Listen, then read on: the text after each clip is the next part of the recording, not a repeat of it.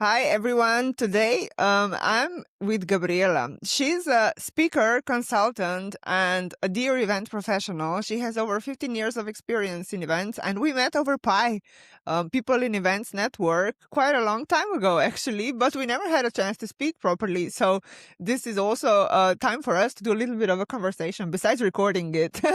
she's really passionate about her mission, helping leaders and teams build their relationships that actually drive results, which is quite a meaningful thing as well. So welcome to my Thank you. podcast. Thank you. I'm so excited that we finally get to have this conversation. I love that you said that we met over pie. It sounds like we had a meal. Nope, it's Valentina's pie, the people in events.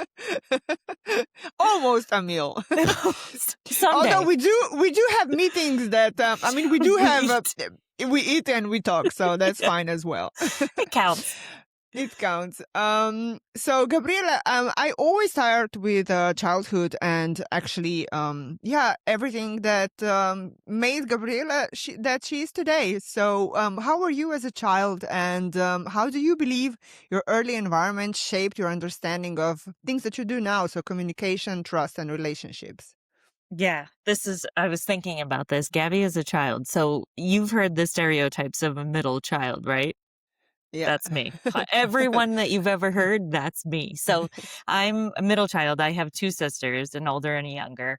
And I was exactly what you would expect. I was the comedian, the performer. I wanted to be the center of attention, like most middle children do. But also, my sisters are both incredibly brilliant. Like I'm by no means unintelligent, but they are brilliant. So I had to find my thing. So it was being funny, being the performer, always making sure that everyone in the room felt comfortable and happy and keeping the mood steady. Like that became my thing because I love my sisters. They're both brilliant. But when it comes to the personality piece, they'd rather be in a book than talking to a human. So I was like, okay, I'll talk to the human. So I spent a lot of my time just bringing the attention all to myself and making sure everyone around me felt comfortable. And if that's not the prerequisite for being in events, people pleaser, being around people, being the one that talks to people, making sure everybody in the room feels comfortable. So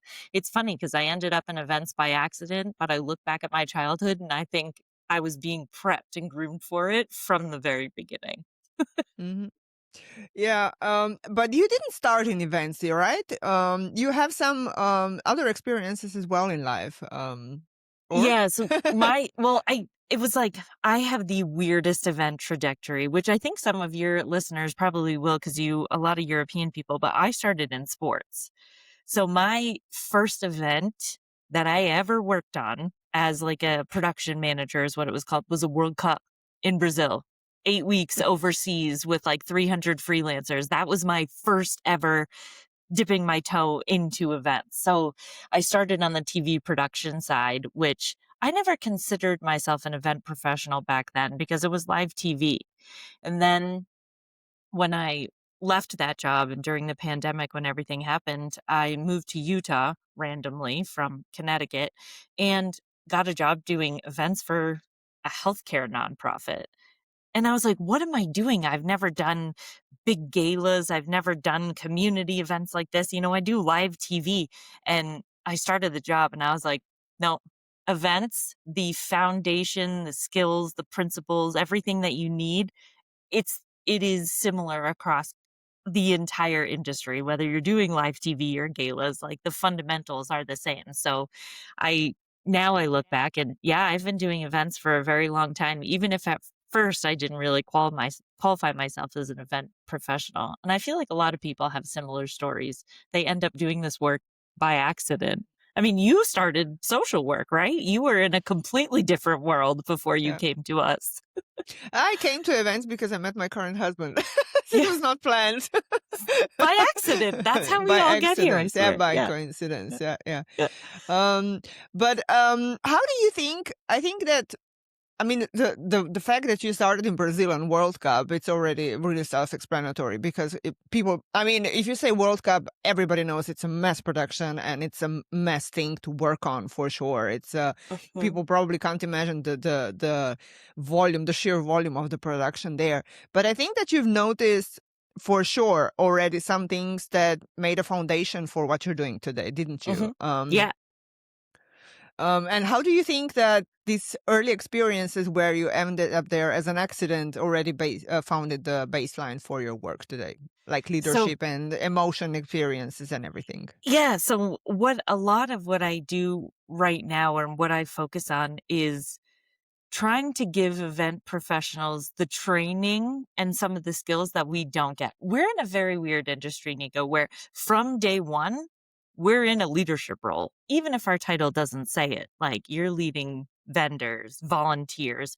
From day one in this job, you're expected to lead people. Oh, we don't get trained on that. I mean, I got trained on how to make a kick-ass run a show. I can do an Excel document with the best of them, but I was never trained in conflict resolution or sustainability, any of that stuff. Like that's not in our initial training. Quite frankly, people don't usually get that training unless they're in corporate America and they get a middle management title. So I don't think I realized it at the time, but when I started working in a middle management job in corporate America and I started to get leadership training and emotional intelligence training, I remember thinking, where the hell was this 12 years ago? Why wasn't I taught this when I was on site at the World Cup? I would have made so many fewer mistakes if I had any type of guidance in this. Like all the training that I got was on like the technical and the logistical Mhm. stuff. And that is important. You can't do events without it, but the backbone is all the stuff that's not in the job description. And because we're people, they want us to just expect us to be good at it or figure it out as we go.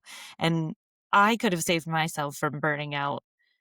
I quite literally had to leave my dream job at ESPN because I hit rock bottom. And I think it could have been avoided if I had been equipped with these skills. So I think getting to that point and now in retrospect, that's why I do what I do because I want to stop people from getting to where all of us have gotten. You've gotten there too. Hmm. Like this industry will chew you up.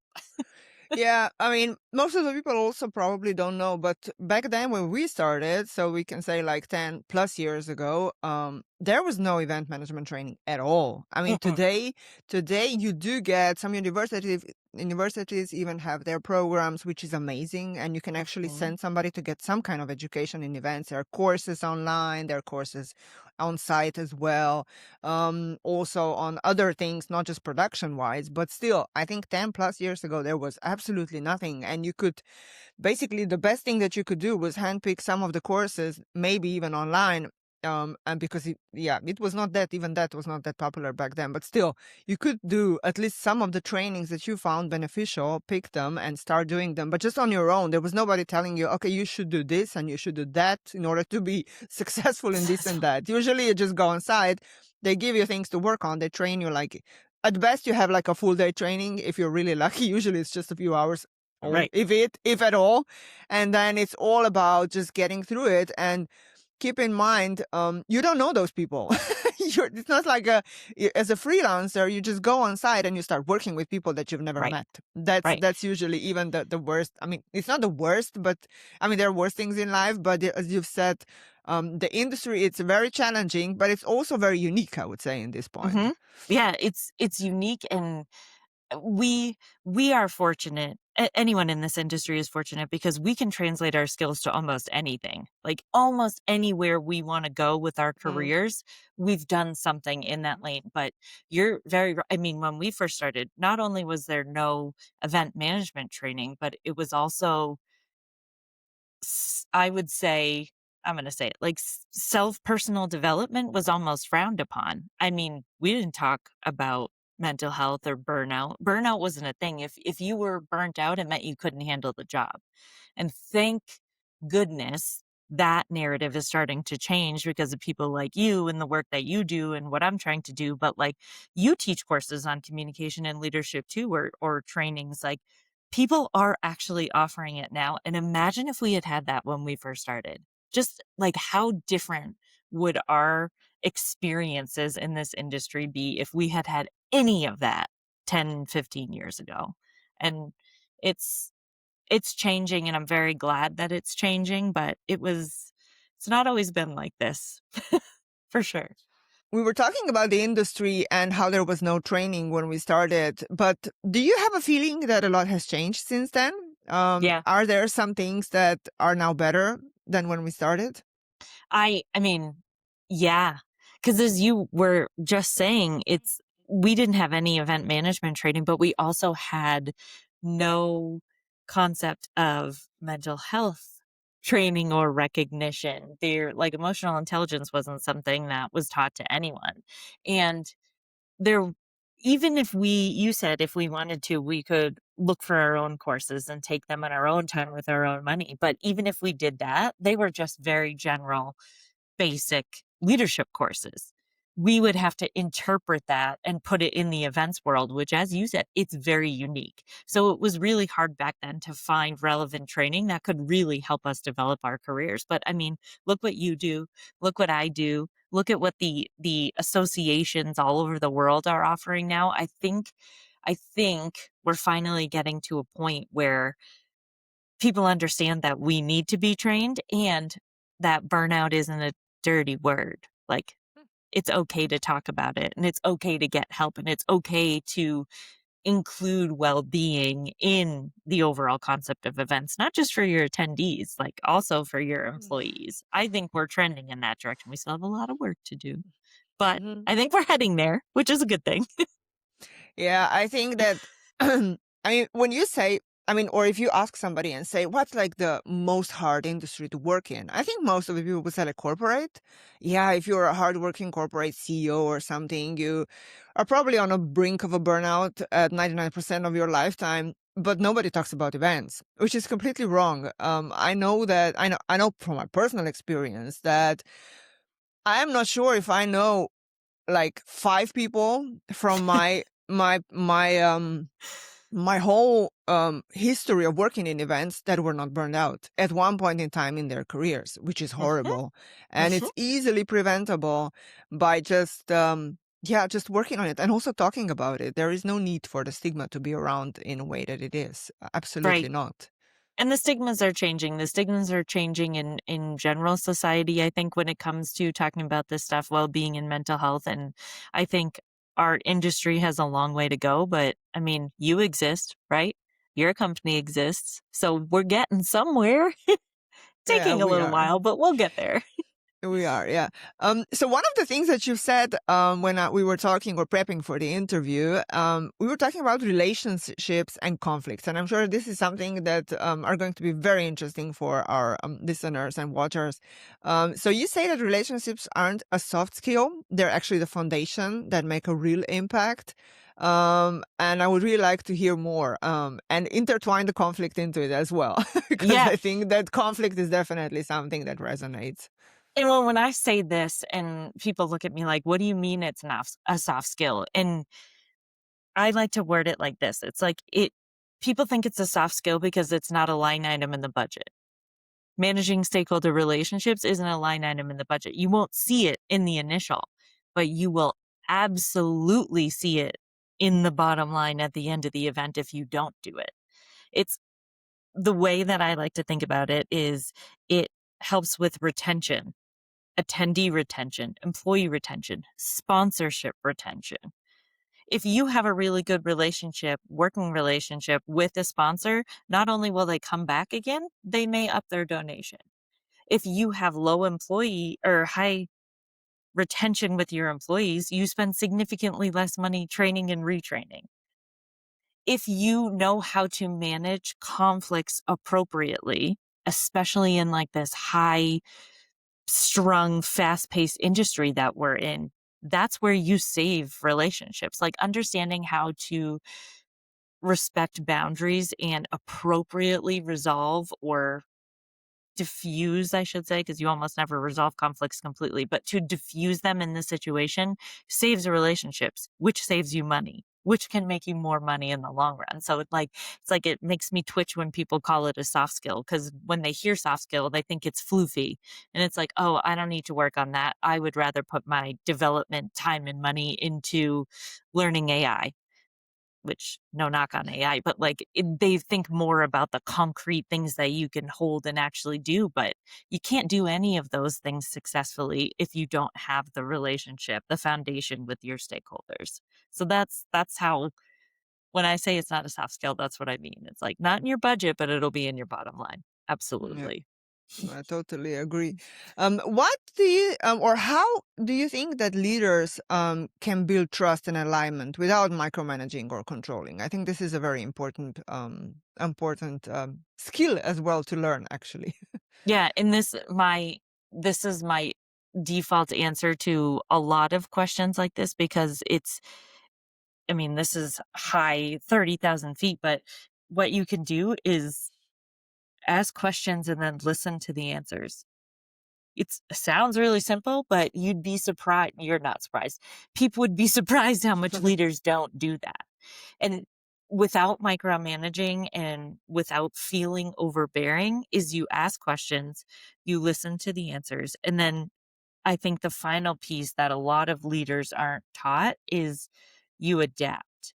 So we see all these quizzes like, what's your leadership style? And they make me want to throw something, because you shouldn't have one leadership style. You should be able to adapt the way that you lead based on the person or situation that you're in. And that all starts with emotional intelligence. You have to be self aware enough. You have to be socially aware enough. You have to have empathy and interpersonal skills to be able to ask the right questions, listen to the answers, and then lead based on the answers that you receive. So it's like, what do I think you can do to be a better leader? Well, first, work on emotional intelligence. Understand yourself and your triggers so that you can be more receptive to what's around you and be more socially aware. And then use that to lead with empathy. Ask your people, ask questions, ask open ended questions, and then listen, active listen, active listening. It's such an easy thing, but so many people don't do it because it's an afterthought. I think that's probably the most important thing a leader can do for a team, or an event professional can do, even if you don't have the title of leader. Yeah. I also think that holding a space for people to actually openly talk about whatever they feel like, it's a really important bit. And people think they have this, but if you would do a rewind, you would see that usually it's not the case. Usually a person is leading a conversation and there is no space for people to express what they really want to express, maybe in that situation.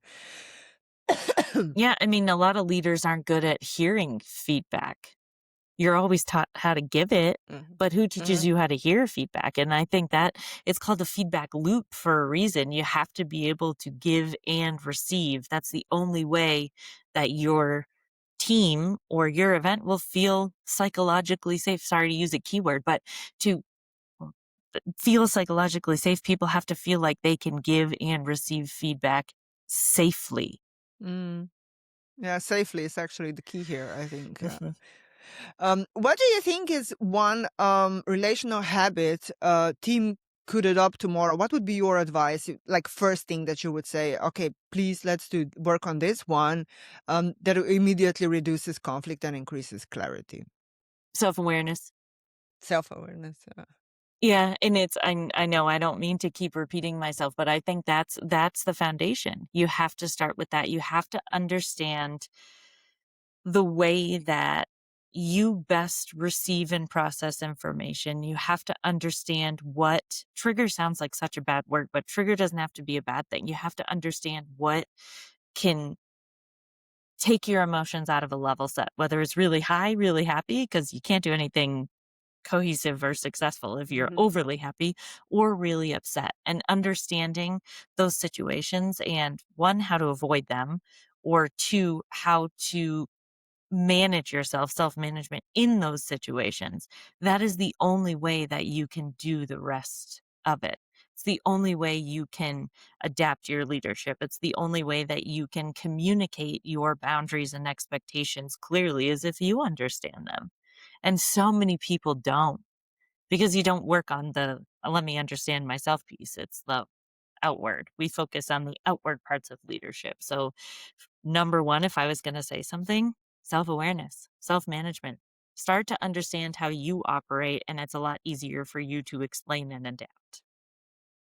And what do you think, by you? I mean, you've been working now on this topic really a lot. How do you view conflict at all? And what is the common most misunderstanding about conflict by your experiences? It's so when I work with clients or from my own my own experiences, there are two things that are kind of two sides of the same coin. Is that the expression? Yeah, it is. Two sides of the same coin. And it's misaligned expectations and a lack of boundaries. So, and this is in almost every industry, but I think it's very specific to the events industry because the boundaries specifically is that sounds like it's a ugh, it feels very icky when you're an event professional to have to set boundaries because we're taught and society has taught us that it makes us difficult to work with or challenging or not willing to go the extra mile. And I just wish I could flip that on its head and make everyone understand that like it's what makes you easier to work with. If people aren't assuming and guessing your boundaries or your expectations, they know how to work with you rather than having to work around you. And I think that trying to be everything to everyone at all times is what burns us out as event professionals. And the only way to stop that is to learn how to set and hold healthy boundaries. And the only way you do that is by having conversations, asking questions, listening, and making sure that you're aligning expectations. So, not just understanding what people expect from you, but telling them what you expect from them. And that the number one thing that I see, especially in this industry, is people don't want to set boundaries. They feel like, oh, I can't do that. I have to be available at all hours. Why? Hmm. No, you don't. Yeah, and I also think that one of the reasons why the situation is like this, and I think it's also what makes our industry very unique, is the fact that it's based on freelancers, which Mhm. is not like a corporate job where you go to work from 9 to 5 and you know Right. everybody in the office and you know what Susan eats for lunch and what Right. Debbie, where Debbie goes to the supermarket. It's a very unique situation because you, as I said before, you actually come on site. Usually you do have some prep meetings up front, maybe even online, but this is a remote work, so you don't know people so personally. There is no interconnectivity done before you meet people, you sleep with people, you're 24 hours on site with people whom you've never met before. Right. And it is specific and it's very unique. And I think this is such an important bit that you've made. If you do all these things and you are aware of your boundaries and you are willing and open to communicate with them, with it up front, it's really easier to work with people. This is, of course, we can go back to then to the managers whom you would expect that they are able to do this. Um, Right. like get the people up front, talk about boundaries and everything, because this will make the whole team work much easier.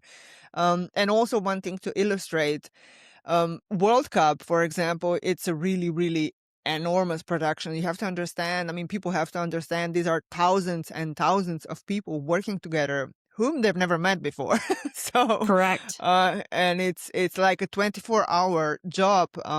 You can tell more about this, but it is challenging on so many levels. And most of the people don't understand how challenging it is.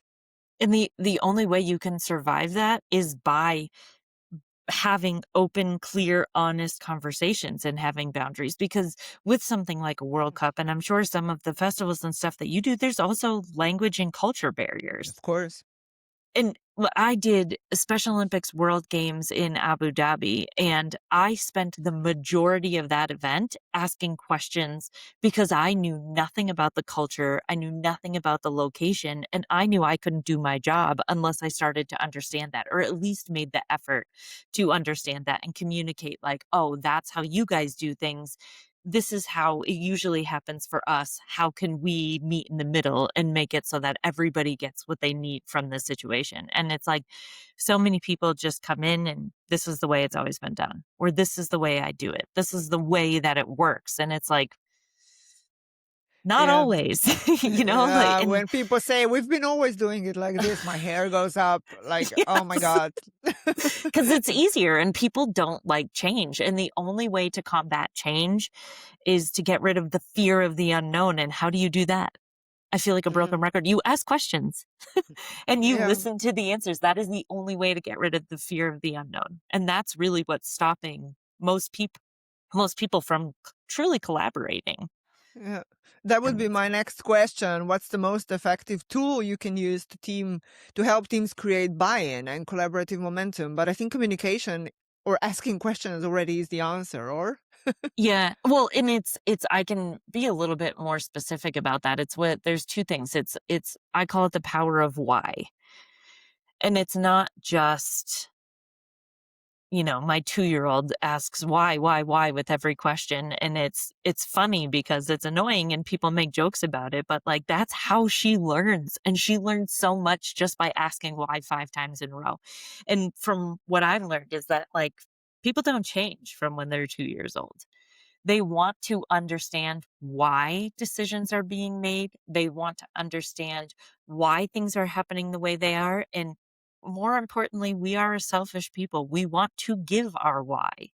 So it's anytime you make a decision or you have an idea or someone presents you with a decision or idea, you both need to be giving your why. Not just what, not just how, not just when, the power of why.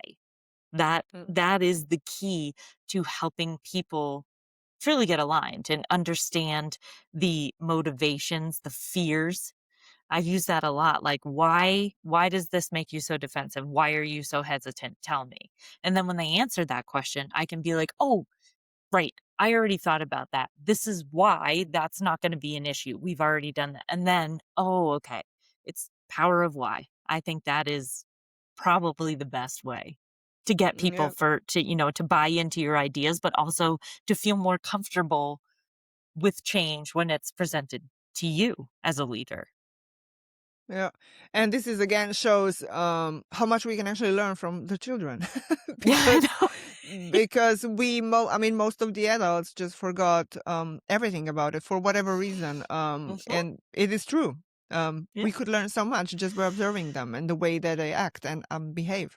The way that they learn. We don't Yeah. change that much as people. Our vocabulary just gets bigger, but it's Yeah. the same process for understanding the world around you, understanding people you've never met. You go to Uh-huh. this foreign country, this venue you've never been to with people you don't meet. You're essentially a toddler walking in there. You have to Uh-huh. learn the same way by observing and asking questions, asking why. And hopefully there's a nice adult there to answer your why question every 5 minutes, Yeah, which but the also only helps me yeah. be nice to my daughter because I think about it in that context and I get less annoyed at the millions why questions. Yeah, the only difference between a toddler and us is that they don't have a problem asking questions, and we do. Yeah, That's the biggest exactly. difference. That's the Exactly. biggest Yep. difference. Mhm. All right. One last question, and then I'm going to give you a space if there is anything else that you want to share with the audience. So you've been in industry for a long time, 15 years plus. It's not a small number. I'm not saying you're old. Mm-mm. I mean, I Oh, am, oh, but I'm you're old, not. but it's okay. No, we're the same age. You can say it. I'm not offended. I think I'm older than you, but still, I think that you could share one truth you've learned along the way that you now believe about people and the connection. What's that one thing that you really believe in? Oh, this is a really good question. And I have a default quote that just popped into my head, but it's like it's what I live by. And this is what it is. At the end of the day, people just want to feel seen, heard, and appreciated. That's it. In any situation, in any circumstance, doesn't matter who it is, how important that person is, how unimportant it is. At the end of the day, that's what we all want. And if you can approach teamwork and leadership with that in mind and making sure that the people around you always feel seen, heard, and appreciated, you're automatically starting with a positive foundation for a relationship. You're already creating that psychologically safe environment that we were talking about before. That is it. That is the root of it all. Everything that I teach and talk about can come back down to that quote. That's Mm. all I want at the end of the day.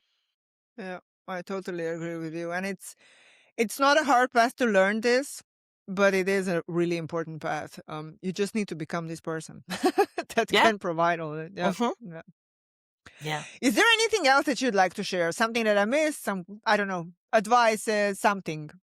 The This is your space now.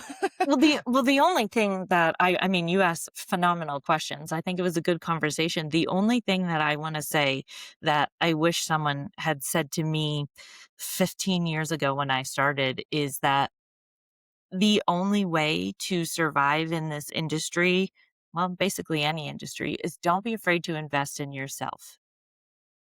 Don't be afraid to do the work and learn about yourself, how you operate. Don't be afraid to go leadership skill training. Don't be afraid to talk about emotional intelligence. Don't be afraid to approach mental health. If you need the skills, you need help, you need whatever it is, don't be afraid to invest in yourself because no one else is going to do it for you. I waited a long time for someone to offer these things to me. And it wasn't until I started to take the initiative that I saw how beneficial it was. Everything else around you gets easier if you put the time and energy into yourself, which is so hard for event professionals. I'm sure everybody listening is rolling their eyes at me right now, but maybe one person will hear it in the back of their mind. Like, invest in yourself. It makes all the difference in the world, Yeah. especially in this industry, for sure. Yeah. I totally agree with you. And it doesn't have to cost a lot of money. It doesn't even have to Mm-mm, cost money. There are mm-mm. courses out there that are actually free. And it's not even about the courses. It's just taking the time to really learn a lot about yourself, to do self-reflection, to just go a little bit inward into yourself and just acknowledge how you feel, emotions, everything, and just yeah, try to make them part of yourself that works for you. Doesn't have And to don't be cost a afraid lot. to, Audible. yeah, You like yeah, books. I know you're a book yeah, person. I yeah, was never my sisters were. I was never like a physically read book person, but listening to books while I'm doing a million other things, mm, I've learned so much about myself and imposter syndrome and emotional intelligence just from listening to books put out there by the geniuses that, work on this stuff daily. So just don't be afraid to invest in yourself. That's it. yeah. Totally agree with you. Gabby, thank you so much for taking the time. I know it's already really late for you and it's early for me, but still, I know it's late. We're a completely different time zone, but that makes it all worthwhile. It's all very Yeah. interesting, actually. No, and it was great to talk to you. I love the show and I think you're developing a really cool community here. So I'm thankful that you let me be a part of it. No, thank you so much. And wishing you a nice, night for you. Yeah, and good Hope to day see for you you. again soon. Thank you so Thank much, you. Gabby. Thank you. Yeah.